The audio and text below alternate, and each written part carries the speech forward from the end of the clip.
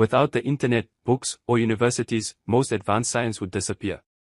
Think about it, if you had to build a computer from scratch without any existing machines, could you?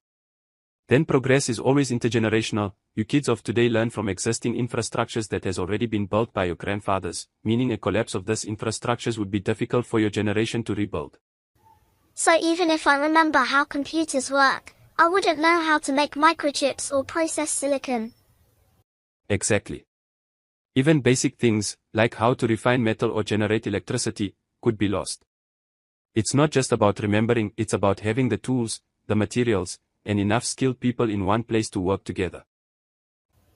So, you're saying rebuilding wouldn't just be hard, it might be impossible. Not impossible, but it would take much longer than most people think. If we look at history, humans started with stone tools, then discovered fire, then farming. That process took tens of thousands of years.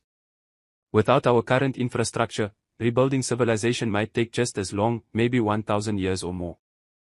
But don't you think greed would slow it down even more? The moment people form small groups, leaders will emerge. Some will want power. Others will hoard knowledge instead of sharing it, just like medieval priests kept scientific knowledge to themselves. Wouldn't that delay progress? That's a sharp observation. Power struggles always slow progress. Even in history, whenever knowledge was controlled by a few, society stagnated. The Catholic Church, for example, controlled learning for centuries, and progress only sped up after people broke free from that control.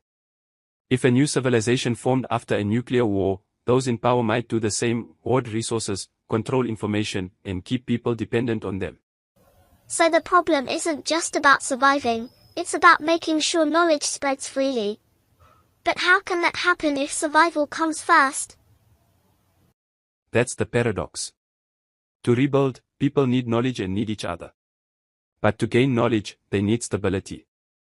And stability won't come until survival is no longer a struggle. It's a vicious cycle. What if civilization never recovers? What if humanity gets stuck in a cycle of small, isolated groups, never growing beyond simple farming and hunting? That's possible. After all, there are still tribes today that live the same way they did thousands of years ago. If the world is too damaged, if people lose too much knowledge, humanity might never get back to the level we are at now.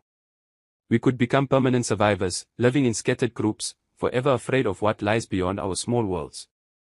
That sounds terrifying. Maybe the real question isn't how we would rebuild, but if we even should.